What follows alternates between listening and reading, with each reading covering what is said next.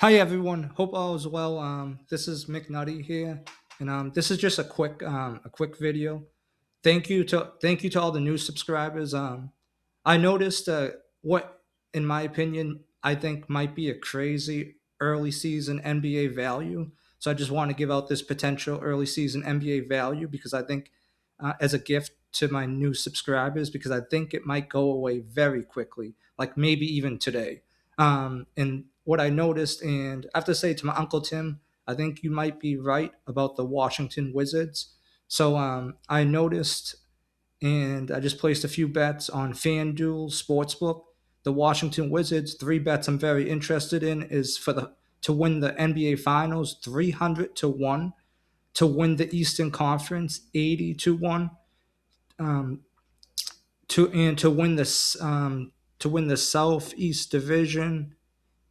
to win the Southeast Division, 20 to 1. So I'll break down all those bets. I just want to give this out as a potential early season value.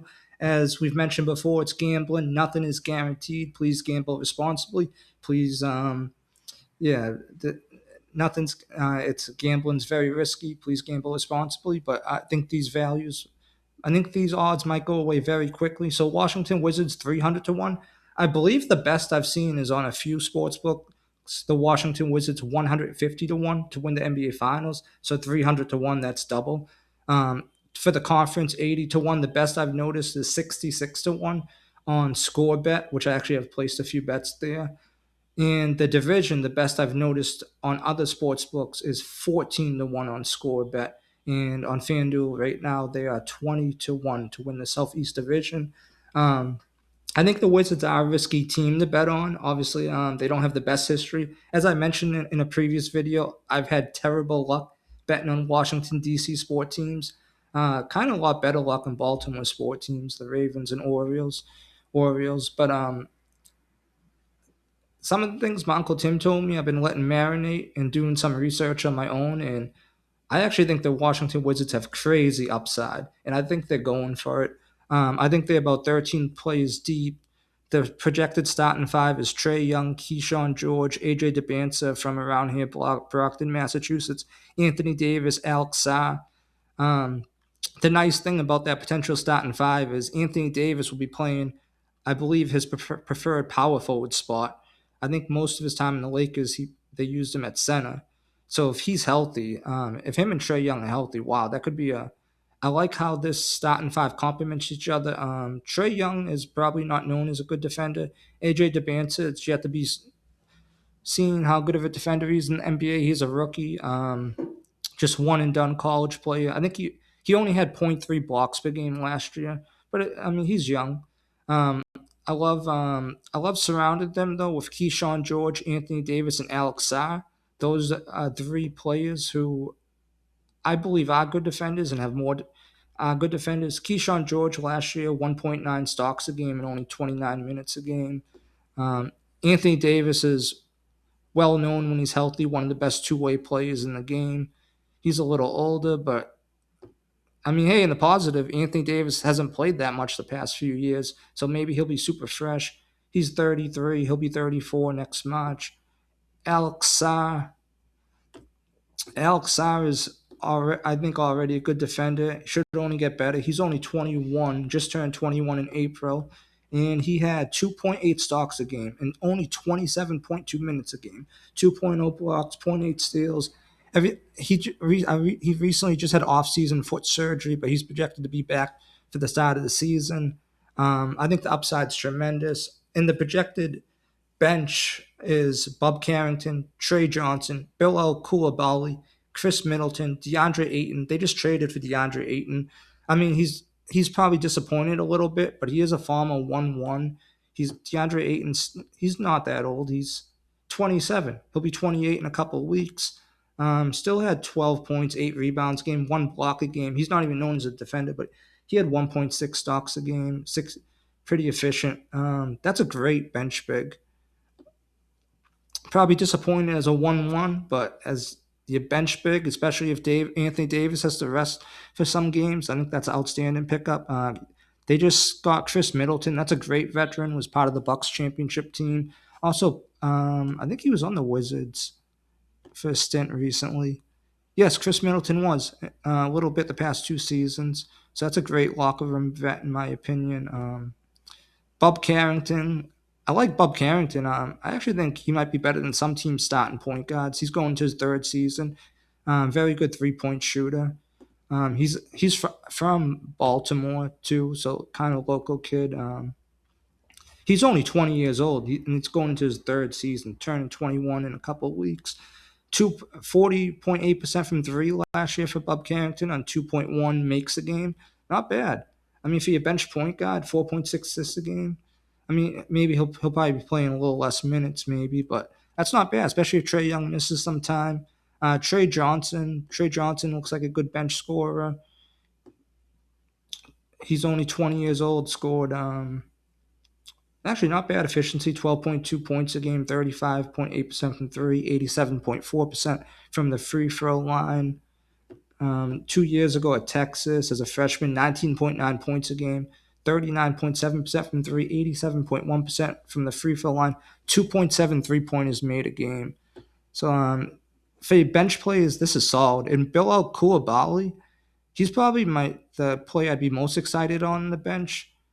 He was the seventh overall pick in 2023. He had 2.3 stocks a game, 1.0 blocks, and 1.3 steals a game last year, and only 26.2 minutes a game. And yeah, he can hit a few threes. 4.3 rebounds a game, 2.6 assists. 2 years ago, 3.4 assists a game. So I like their depth.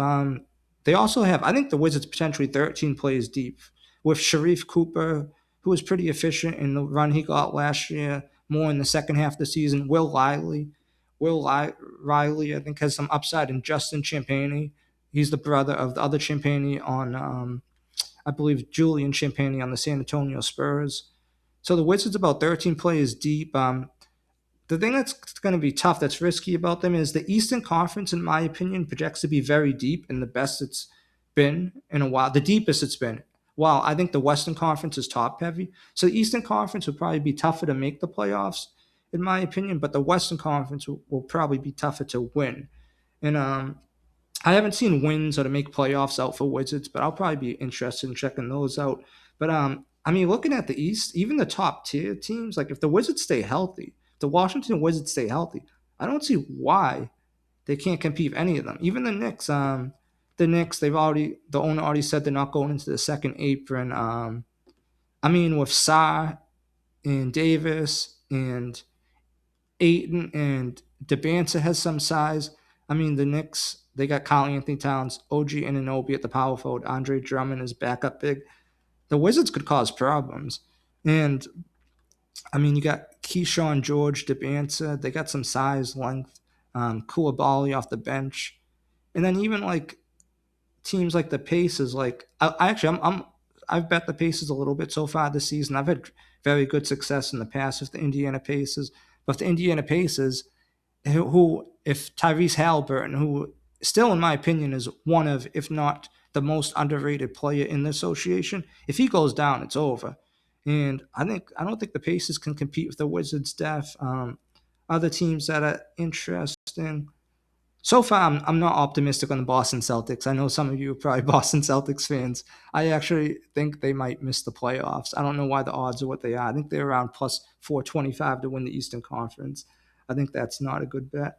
Um, and for the Washington Wizards, I've seen them as low as 100 to 1 to win the NBA Finals on Caesars Sportsbook, 40 to 1 to win the Eastern Conference in Caesars Sportsbook, so 300 to 1 to win the NBA Finals, 80 to 1 to win the Eastern Conference, 20 to 1 to win the Southeast Division. At the minimum, I recommend it as not a bad idea for some pizza money. I think there's a chance they could win the conference. Just win it outright. If everything goes right, win the division, win it outright. I actually think they might even have a better chance to win the conference than win the division. I think their division projects to be pretty tough, but they could still win it. You got the Miami Heat, Hornets, Hawks, Magic. That's a tough division. But yeah, Hawks. The Hawks I think could be solid this year, but I don't see why the Wizards can't be better than them. I haven't. Yeah, I think this Cavs core is kind of stuck. If they got LeBron and they don't, if they got LeBron, they could maybe be interesting. I'm still not sold on the Pistons as being elite. I think they have a very good team. Oh, the 76ers. But the 76ers, I don't think they have the bigs to compete with the Wizards if the Wizards stay healthy. Because you got Joel Embiid. The power forward, projected starting power forward is Dean Wade. He's a 3-point shooter. Aiden Boner off the bench. He's okay defensively. Dominic Barlow. They're more like the 76ers project to be a very high scoring team of Tyrese Maxey, VJ Edgecombe, Jalen Brown, Dean Wade, Joel Embiid. They could be Inferny Simons off the bench. They drafted I'm sorry if I say his name wrong. LeBaron Philon Jr. The Philadelphia 76ers could be a great team, but when it comes to playoff basketball and defense, I don't see why the Wizards couldn't even be better than them. In the Wizards, you have Chris Middleton, nice vet. He's been a champion. Anthony Davis, been a champion. Yes, it was the bubble, but still a champion. And Anthony Davis was a champion his 1 year at Kentucky. DeAndre Ayton was part of some winning success on Phoenix Suns. They made the NBA Finals and lost to Chris Middleton's Bucks that season. Um, Yes, I think this. I'm just giving this out. Thank you to my new subscribers. I appreciate the support. This has been fun getting this started the past week. I've been doing this actually since around the end of last summer on X, and then after that Instagram. But my main things will be X and YouTube, I believe. Instagram's more just that's more low. That's more low key. But yeah, this has been a lot of fun. Thank you to my new subscribers. Yeah, just wanted to give this out. Washington Wizards. This might go away. It could be even going away as I speak. I think someone's sleeping at Fanduel Sportsbook. 300 to 1 to win the NBA Finals. 80 to 1 to win the Eastern Conference. 20 to 1 for the Southeast Division. These could get cut by.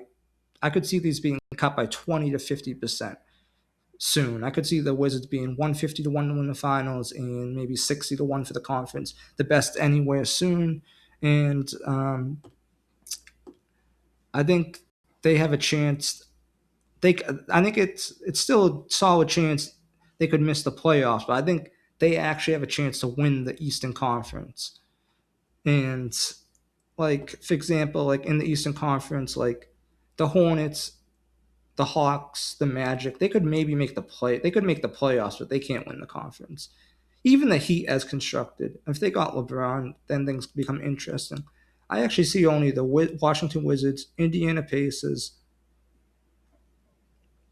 Philadelphia 76ers, Toronto Raptors, and New York Knicks. Those, in my opinion, just without. I haven't really got too deep into NBA, but those are probably the teams that could win the conference. And the Washington Wizards, in my opinion, are one of them. This is a crazy value. Just wanted to give this out. It's gambling. Everything's risky, but hey, just hopefully this is just a nice early season gift to my new subscribers. Um, and as always, please subscribe if you haven't. I greatly appreciate it. I'm new to this, hoping to have a lot of fun still while I manage and battle things and just be honest with my experiences. And please subscribe here at YouTube, BWI_McNutty, MCNUTTY, and follow me on X,